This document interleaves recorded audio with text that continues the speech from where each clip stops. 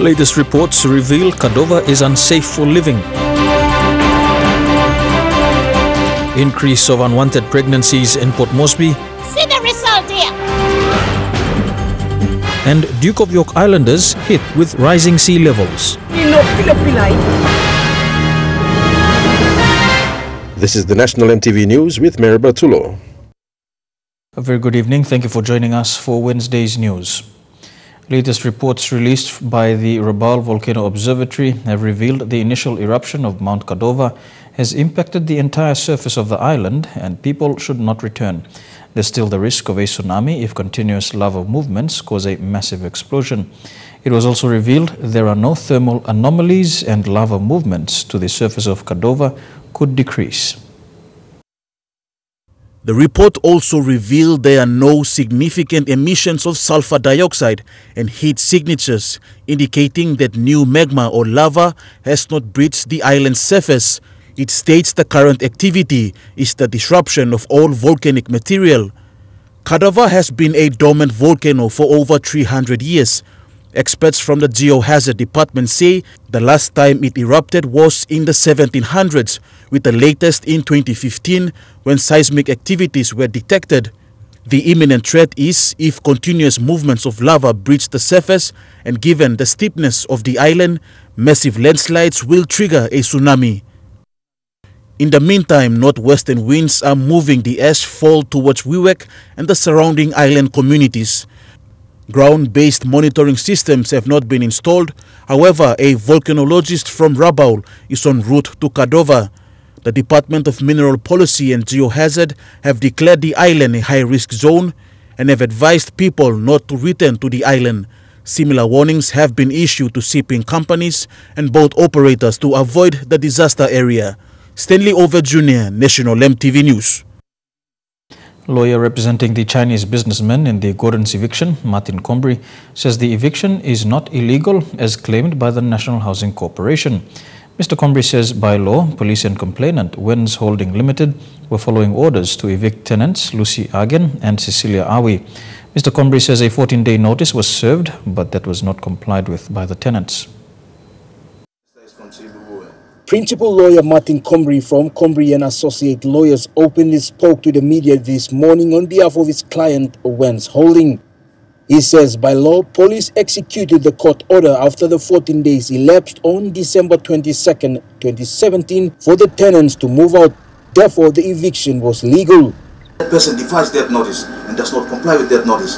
You go to court, seek court's assistance under the Summary Checkment Act, and then you get a court order. And the court also issues a warrant to the police, and the police are armed with that warrant. And the court order specifies a certain date for that illegal occupant to vacate that property. And if that is not done, police come in and assist. That is exactly what happened here. Nothing is illegal. Combry's outburst comes 5 days after Housing Minister John Kaupa condemned the eviction at Gordon's Lapwing Drive. He also stated the sale of the property was in 2015 under proper procedures. Mr. Combry says by law the property was under Wens Holding Limited. There was no court order taken from the National Court regarding that eviction. There is no order from the National Court staying that eviction. No. This is a misinformation. This is a lie. Sensationalizing the issue. Nothing. The eviction order still stands. That assertion also implies that the district court is going against the higher court. On December 26, 2017, evictees Lucy Agen and Cecilia Awi obtained a stay order. Combry lawyers claim that was done on ex parte and without being notified. According to Housing Minister John Kaupa, NHC will seek legal clarification to obtain the title of the property. We will try to get the title back, reconnect the title back to National Housing Corporation. Combry lawyers also blame media outlets for reporting biasly. He says Wens Holding acted between the legal frameworks to acquire the property. The legitimate title holder tried many times in vain, even engaging lawyers to give notice to vacate. That is according to law, as the Summary Ejectment Act stipulates. The matter will return to the courts this Friday for submissions on the issue of jurisdiction. Jacob Jr., National EMTV News. There's now more pressure on the National Housing Corporation to stop evictions in Lae City, this time by Moresby Governor Ginson Sauno. Governor Sauno has also pledged to meet with the Housing Minister to get an explanation on Lae's recent evictions. In December, the National Housing Corporation was dealt a severe blow to its already battered image as two brave women in Lae fought against two separate eviction orders. Zuabe Tining and Bafigo Don, nursing professionals, were evicted from their homes. The eviction orders delivered by officers from the National Housing Corporation. And so, good plus something must come up behind look and something awesome. So, God, I'm putting big name inside. Look at something I'm come up. Why Pamilari Narupaman come go inside like the same house, Miss Avesta long and a ground me got title long.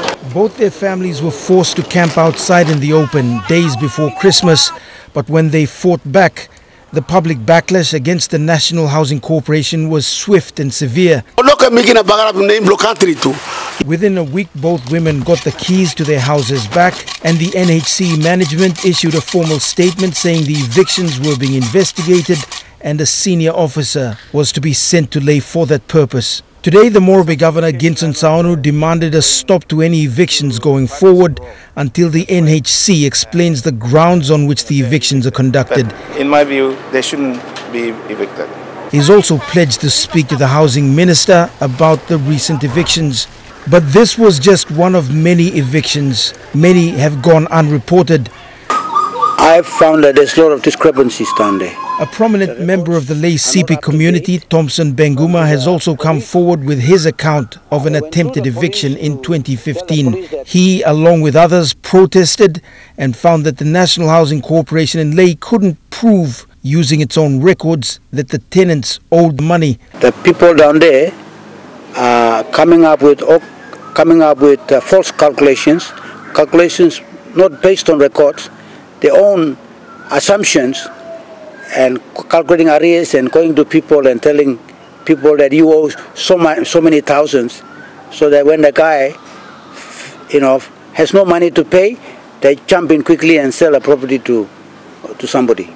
Over the last 2 weeks, various individuals, including officers within the National Housing Corporation, have come forward with information about evictions and the inner workings of the NHC. Many have refused to appear on camera but have provided the information.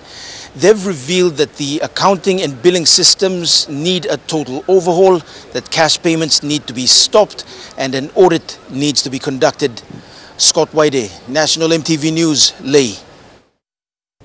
Police in Port Moresby with Edarano have reported that there are many incidents where human fetuses are found in sewage, and this can be attributed to early teenage or unwanted pregnancy. Just this morning, a fetus was found at Gerhu Stage 4 when Edarano staff were working on a blocked sewage pipe. Police say an investigation will be conducted in the neighborhood. At around 10 a.m. this morning, a blocked sewage at Gerhu Stage 4 was reported to Edarano Sewage Department. After resolving the blockade, staff flushed out water, and to the surprise, a fetus surfaced. Edarano staff told MTV News this is not the first case in the city. Time blockage igona mi bla lugimia mange mi float lo and up lo mano lester now mi bla kisina rushing come out mi bla sing out in all media lo come in and I'm police ambulance lo come in. The discovery of the fetus shocked residents as they rushed to the scene. Staff from Edarano believe the fetus was carefully flushed into the sewage system, thus causing the blockade. Running out there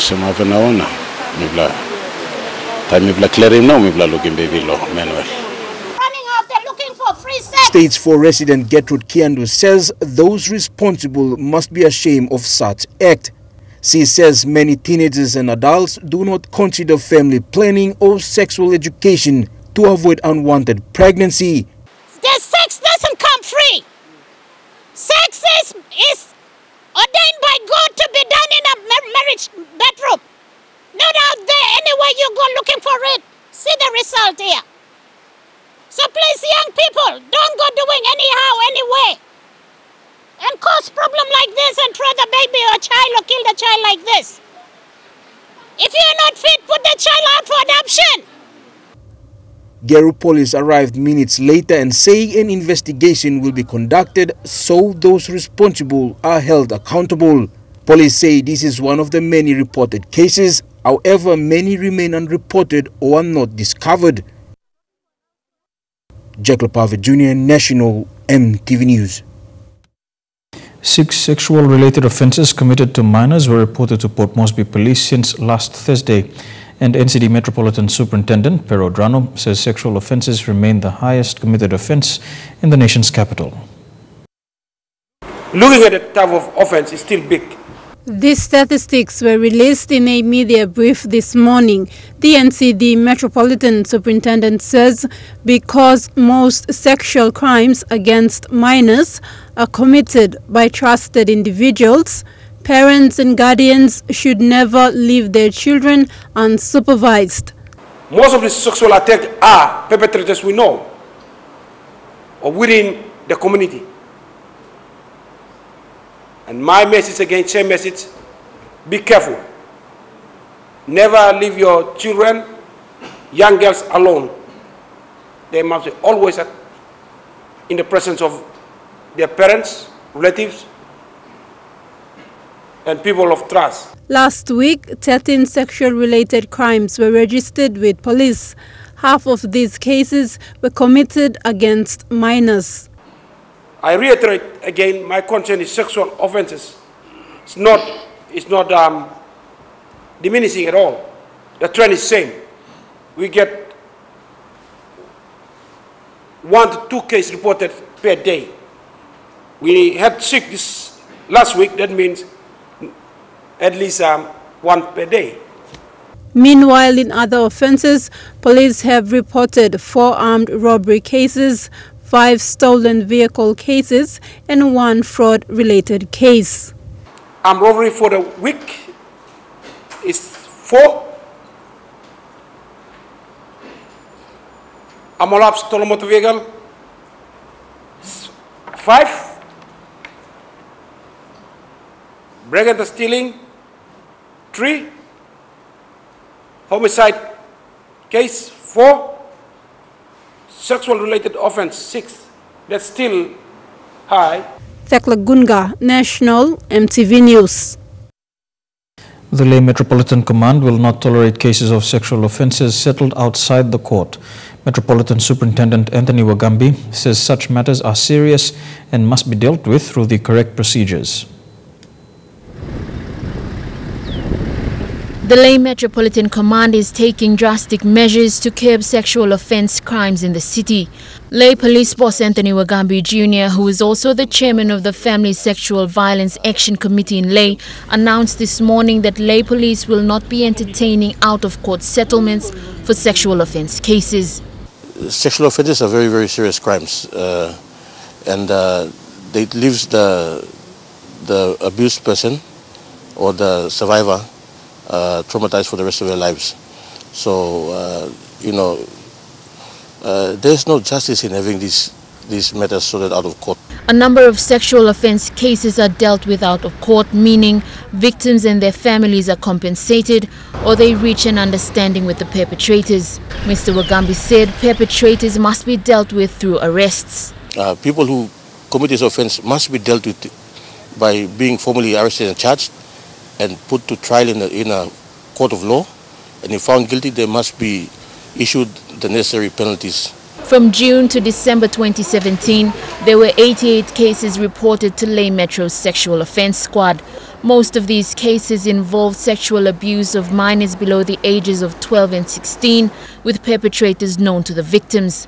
Of the 88 cases, most are still pending, with about up to 4 cases being withdrawn and settled out of court. So far, there have been 4 reported cases this year. Mr. Wagambi says all sexual offence cases must be reported. Those found encouraging out-of-court settlements will be arrested and charged. Doesn't matter if it's a village elder or a community leader or a councillor or lord of the community, whatever it is. Any relative, father or mother, if they are facilitating this, they will be arrested and charged. Lucy Kopana, National EMTV News, Lae. Here with National EMTV News, we go for a break. Among stories after these messages, entertainment in clubs to be censored. Stay tuned.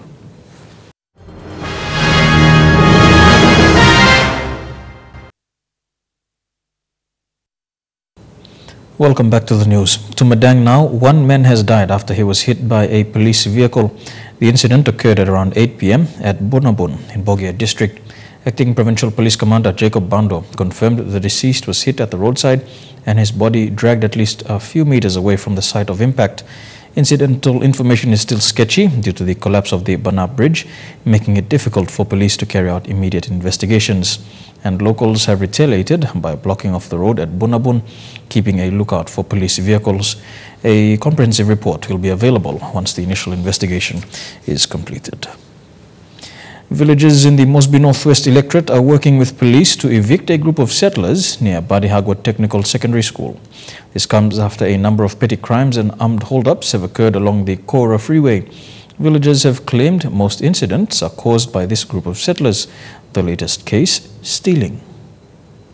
Kadovar Freeway is the new road linking June Valley to Konidobu.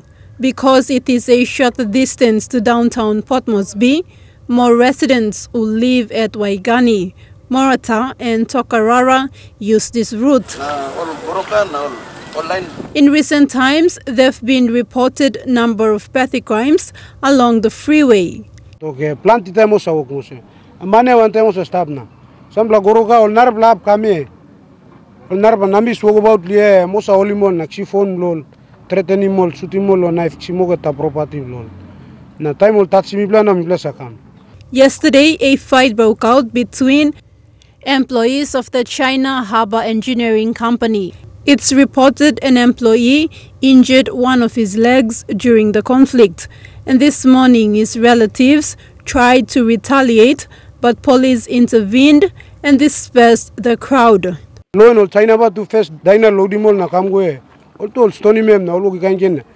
China ba narpla dina em go park lo antap. Na boy sangam na mod lo. Bako ya na ol kame. Emol no liman na support ol ta sangam na mod to backside na mod na kame na. One plus stone em ol put him straight liye. Ram punaw kam down em punaw le me around lo. Freeway lo up so lem. Leg planes people bone le broke him straight. At noon today, police officers went into the area and burnt down houses for these illegal settlers. Over 25 families have been affected so far.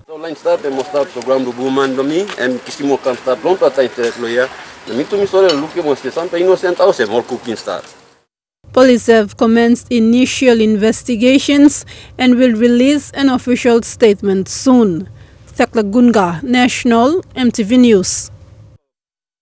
The increase in law and order problems in the country has prompted Enga Governor Sapita Ipatas to call for intervention by the Australian Federal Police. Governor Ipatas made the call in Port Moresby, saying Parliament must revisit the Enhanced Cooperation Programme, or ECP, signed between the Australian and PNG governments in 2004. The breakdown of law and order in the country has reached a critical point, evidence of which is heard and seen every day at all levels of society. Enga Governor Peter Ipatas says ordinary citizens are the ones feeling the pinch of pain.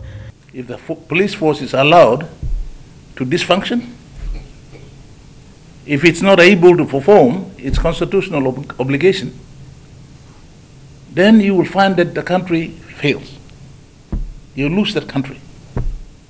So I think at this juncture we need to fix the police force. This is not about blaming any one particular person. Since independence, we have allowed all our agencies, government agencies, to defunction. And police happens to be one of them. Sir Peter called on the national government to visit the Enhanced Cooperation Programme, which involved sending 300 Australian police and up to 60 bureaucrats to Papua New Guinea, this time to focus on law and order issues. Now, my suggestion is that all these 200, 300 policemen and women are deployed right throughout the country. Not in Moresby only, not in Lae only. We have to deploy them right throughout the country. So that the type of attitude, the bad type of attitude that are creeping up in society by young people, we need to manage them. A policeman who is well trained will be able to engage properly with offenders. Will be able to get a society to understand rights and wrongs. So I see that from my experience, I see that we are at a crossroads. He says police as law enforcers have not been performing their constitutional duties, such as investigating and making arrests. This has contributed to the escalating law and order issues. I am calling on the national government now to be serious. I'm asked the national government to take ownership of this issue. For us to involve external help, I have suggested that we revisit the ECP program that was actually agreed upon by the then Samurai government in 2004, allowing Australian Federal Police to come into our country and working alongside, not advising, working alongside our policemen.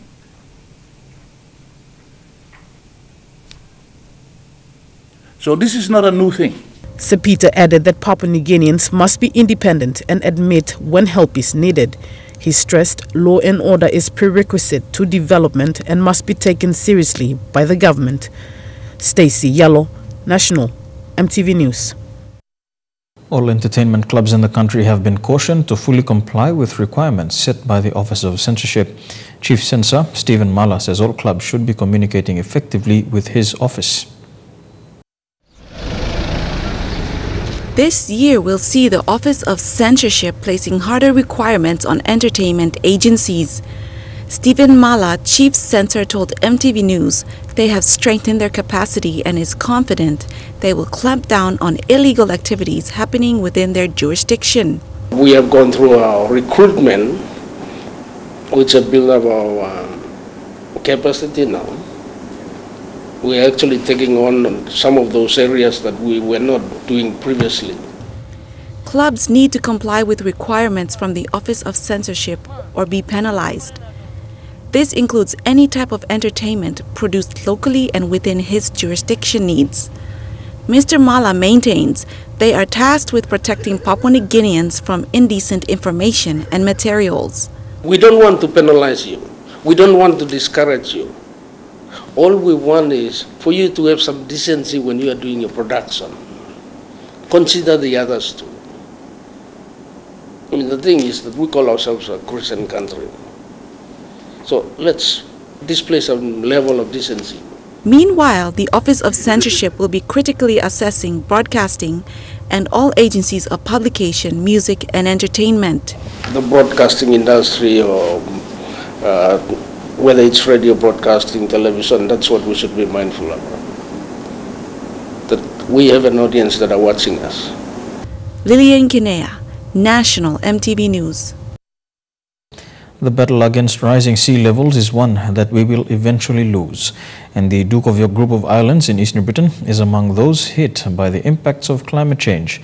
Village elders on the island fear that a combination of population growth and land shortage will force them to relocate to the mainland. We've come to Pirtop village, one of the several villages on Duke of York Island, a local level government of Kokopo district. Census estimates have put the total population of the entire island at around 30,000 and counting.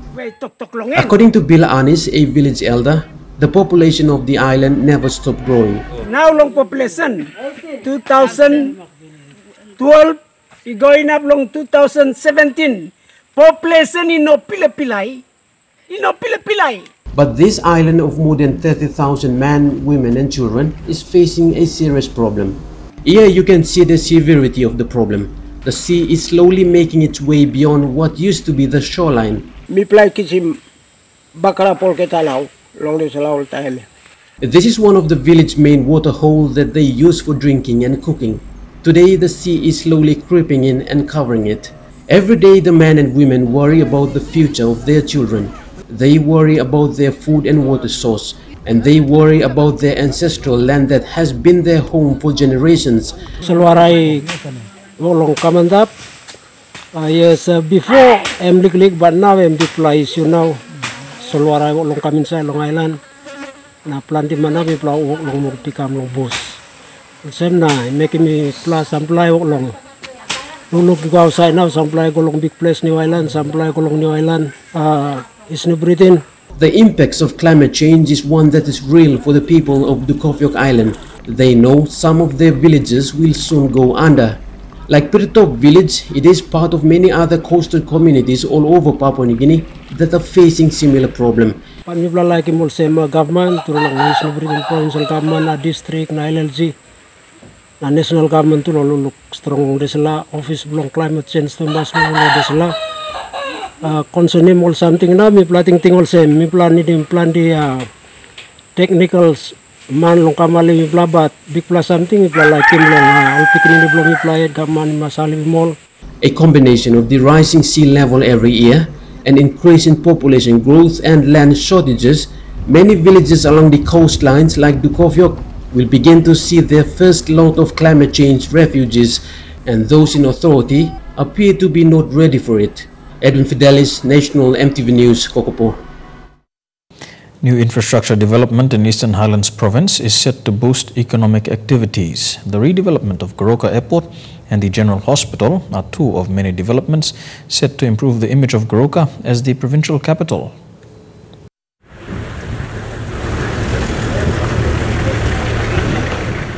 Prime Minister Peter O'Neill was in Goroka yesterday to check on the progress of development work in the province. His first courtesy call was to the Goroka General Hospital. He was welcomed to the hospital premises, and one of the placards read, "Welcome to Goroka, Prime Minister. Thank you very much for funding my new hospital. May God bless our government." Thank you. We have a three-story building. Now we are in the basement. Then we have a first floor, second floor, and let's say now we are in the laboratories and the CSSD department. His next visit was to the new Goroka Airport, welcomed by staff of the National Airports Corporation, airline and airport staff and contractor. The Prime Minister was pleased with the overall work. In the meantime, the National Airports Corporation has confirmed that work on pavement and extension of runway is into its final touches. The extension of the runway from 1600 to 1900 will allow jet services into Goroka Airport. The new airport and runway facilities will be officially opened at the end of this month. Fabian Hakelitz, National EMTV News. Infrastructure development is key for the national government. Prime Minister Peter O'Neill has announced that Simbu Province is a beneficiary of high-impact projects to be rolled out soon. These projects will be delivered jointly. Biggest chunk of the ADB funding for the Highlands Highway. They come up international standard. Minala Grand Middle we also want the highway that total close to. Before me time, the ground want to put the road. I think you got same thing. So that's why we want the people commitment. Not only we want to governor or put in Kundiawa Airport, on the north side, Lokerwagi, so you can develop Kundiawa the proper town. Kundiawa the proper town. Now third something we talk about the water supply the Kundiawa. Government only give 5 million in the police for landowners. That's the only problem post by local, now we're in the only. But people are losing the small unbelievable and member president, but people are starting this next few months. So you can start to do And now a look at the finance news. The kina closed unchanged at $0.3095 in the interbank market. At Bank South Pacific, your kina was buying $0.302, $0.3817 Australian dollars, $0.2488 euro, and 33.64 Japanese yen.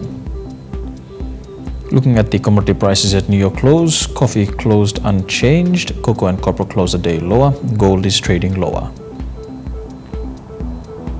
crude oil is trading higher, while palm oil and copper closed the day lower.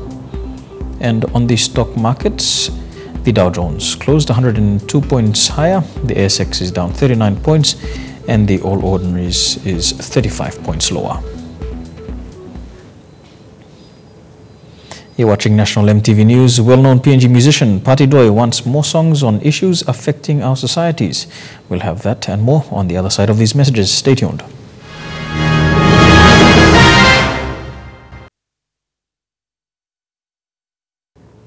Welcome back to National EMTV News. The 31st Synod of the National Evangelical Lutheran Church of Papua New Guinea has united members of the government and opposition.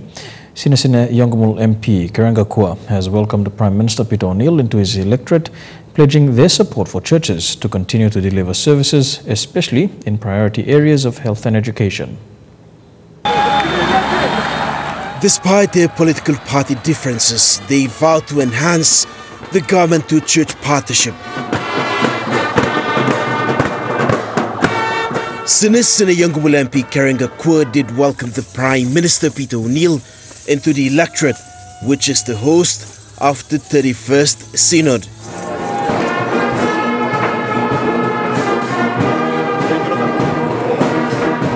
The problem we must go to a place where all true people from Papua New Guinea is not there. But firstly, we like acknowledging Karanga Kua one-time district level. Your host and this important Synod lady.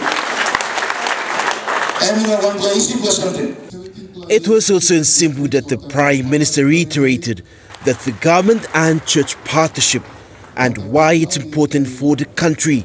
He wants to see even greater partnership.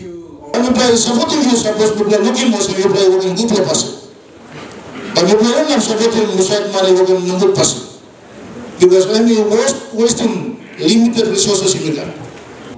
Addressing social issues in the country, the Prime Minister says, is a collaborative effort by government and churches, and he would want to see church leaders work in close consultation with the government. You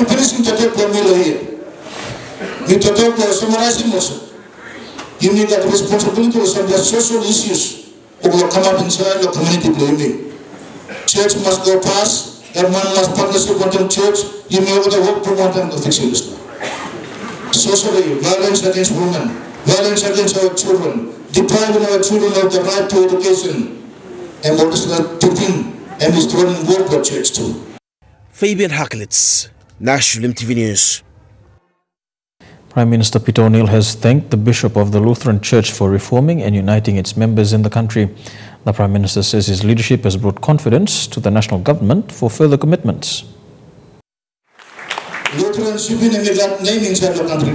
The Prime Minister's comment comes after what had transpired in recent years with the mismanagement of the Lutheran Shipping Company that nearly divided its members. An investigative report obtained by EMTV revealed years of serious financial abuse and corruption within the church-owned company. Lutheran Shipping and that name inside the country blame me. That's why you need working name go back. You know not a plan, you need. So you need last fixing this problem. You must work through one time to fixing this problem. The start the government we play working plan the church partnership program we go here. Some of the time this partnership program in a go right way because some of the kind of different proposal. But speaking in this week's opening of the 31st National Synod, the Prime Minister says leadership has given them confidence and the government will assist the church with funding support in order to sustain its operations.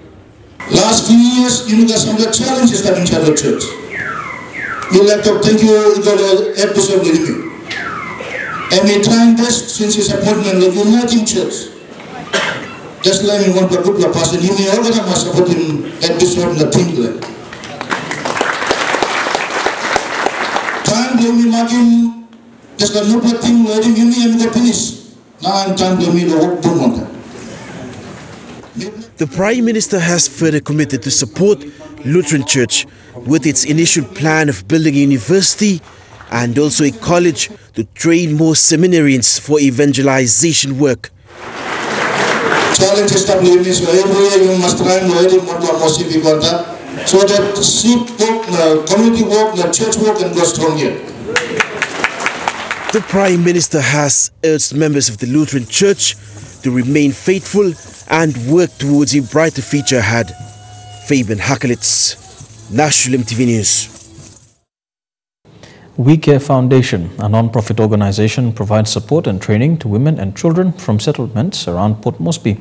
At present, it caters to over 750 children across Port Moresby and have now started their first care center in Ley. The organization runs early education centers in settlements and trains women to further educate children where they live. The organization functions on donations and partners with companies across PNG who share their resources in terms of books, stationery, teacher training programs and food supplies. We Care is currently partnered with the Digital Foundation, which provides training to the volunteer teachers. In the past, they have partnered with ExxonMobil and PricewaterhouseCoopers. We Care also sponsors students from settlements who wish to enroll in college. NASFAN Contributors Saving and Loan Society recently donated books and stationery equipment, which will help the learning centers function better. We can set up care groups in the community, especially in the settlement communities. The care groups are more or less, it is a center where there are volunteers in the settlement who wants to do something for their children. Himmat Shalagram, National EMTV News. Police are questioning 5 men in relation to the torture and assault of a woman in Port Moresby.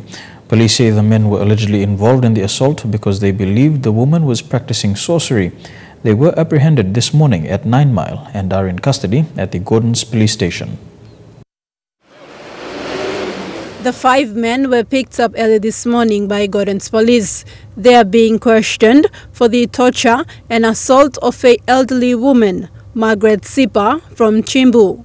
Task Force Commander and his team continued the investigation since the attack on the woman by the people who thought sorcery is not a crime. It is a crime against the law for us to practice sorcery.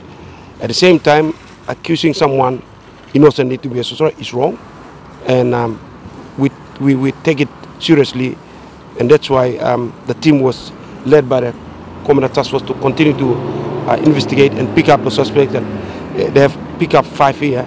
It is believed the men suspected Sipa of sorcery and badly assaulted her last Thursday. After questioning, if police find enough evidence against the men, they can be arrested and charged for assault under the Criminal Code Act. But if there isn't enough evidence, the men will be released. They apprehended as per the law.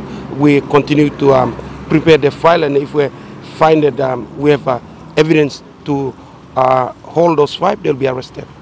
As you speak, they're in the cell now. The men are doing the investigation and compiling the evidence against them. Yesterday, police also questioned 7 other men involved in the same matter.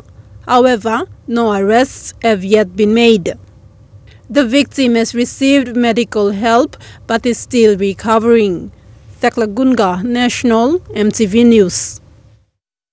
On a related note, the Community Development Department has condemned this torture case. Acting Deputy Secretary Jerry Obase says this violent act is uncalled for and perpetrators must be severely punished. He adds more awareness will be conducted with the 10 million kina that the department has been allocated for this year. The PNG Censorship Board recently carried out various bans on music and on the production of a local band because of the violent actions of one band member. Now, well-known musician Patty Doi recently spoke to EMTV News on his opinion on the ban. He also urged musicians to find an issue that's affecting people and sing for awareness.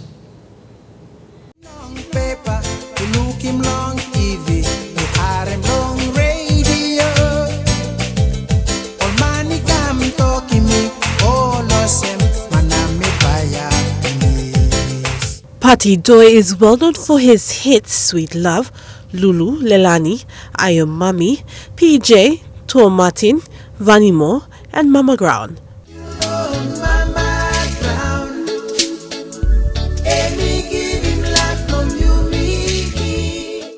We showed him the video that led to the ban of the Wild Pack production being broadcasted. His reaction was that artists should never resort to violence. To fight for not fight like physical fight, but to talk about their hard work, which is good. But for this case, I think there's legal ways, legal action, should be taking place to solve these issues instead of physically go and approach, and this is not good. While the PNG music industry is ever growing, it has major flaws and most artists and musicians can't make a steady income. That's why Pati Doi believes the ban may be a bit too harsh for the wild pack. They need to sustain their life in this industry. It's an infant industry as far as I know, this music industry, because there is no support for us and we are struggling.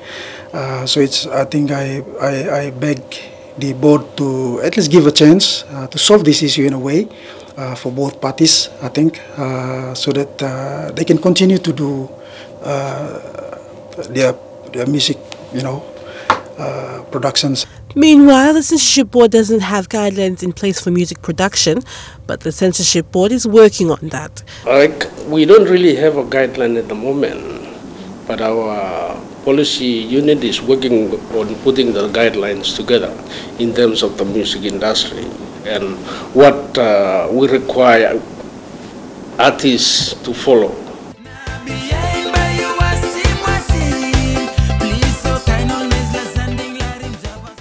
Recently, the song Sigarapim Saksa came to the attention of the censorship board. Listeners are complaining that the song influences the wrong idea towards women and is culturally inappropriate. And that song, along with others, will be banned soon.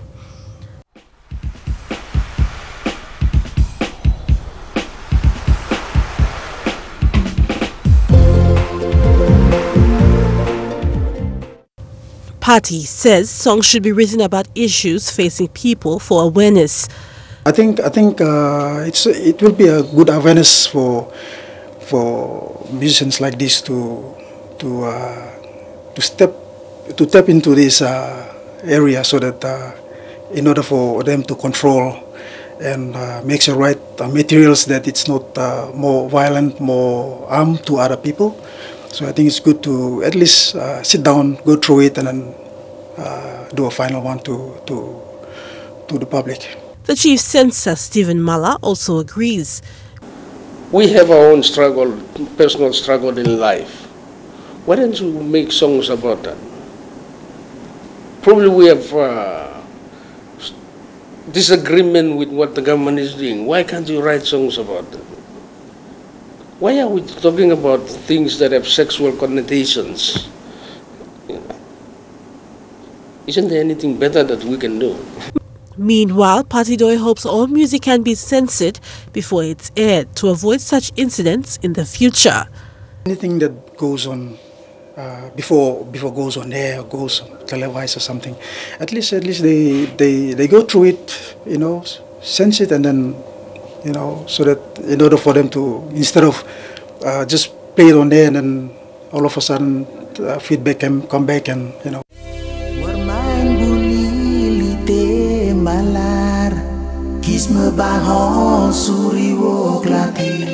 Adelaide Siraks Kari National, MTV News.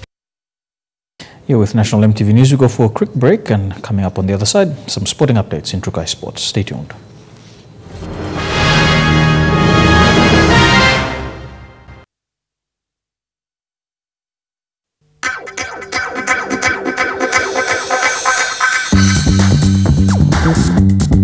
Trukai Sports.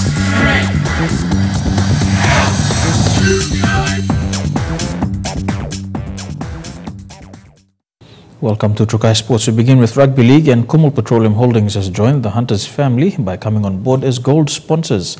They are sponsoring the Hunters for the next 3 years. The gold sponsorship will see the Kumul Petroleum logo printed on the sleeves of the jerseys. As the national oil and gas company in Papua New Guinea, one of their visions is to share some wealth in developing and helping Papua New Guineans through social development. One way is through sports. Kumul Petroleum's board approved the company to join the family of sponsors in supporting Hunters program. It has been a very successful program since the inception. developed into a professional team now, managed by a professional management team.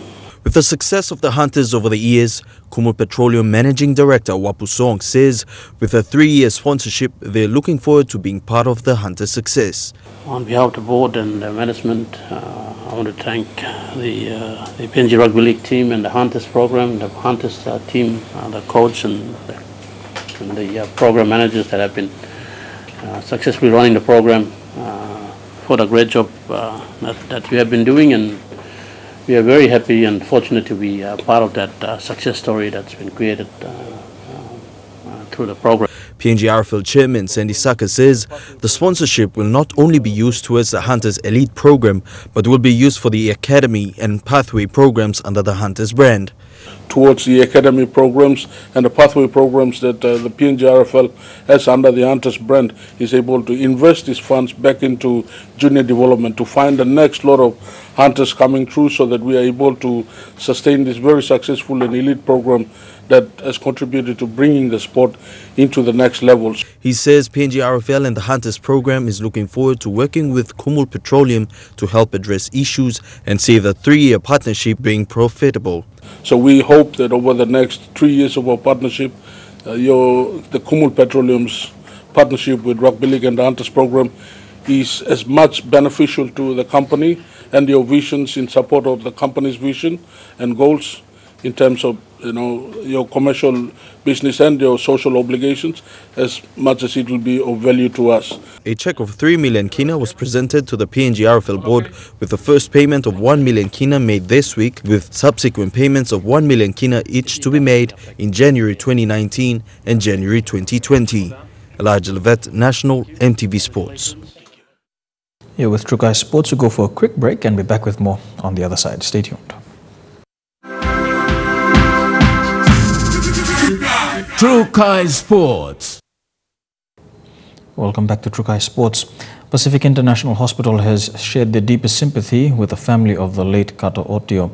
In a statement received by MTV News this afternoon, PIH explained the late Otio was critically ill when transferred from Gerhu Clinic, where he appeared to have complications of a possible severe heat stroke. However, there were no medical referral or transfer notes for the administration of treatment, and attempts to contact the treating doctors at Gerhu were unsuccessful.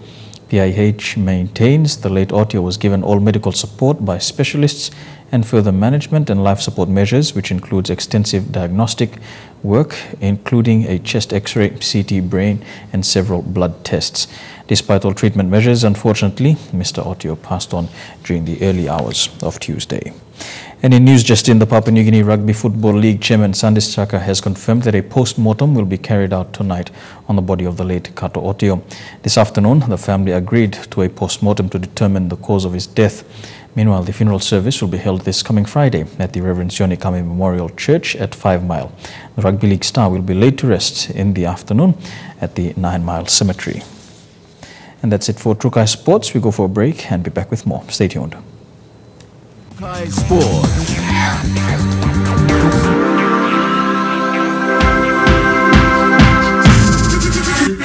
Trukai Sports. The weather details are proudly brought to you by Dulux Weather Shield. Worth doing with Dulux.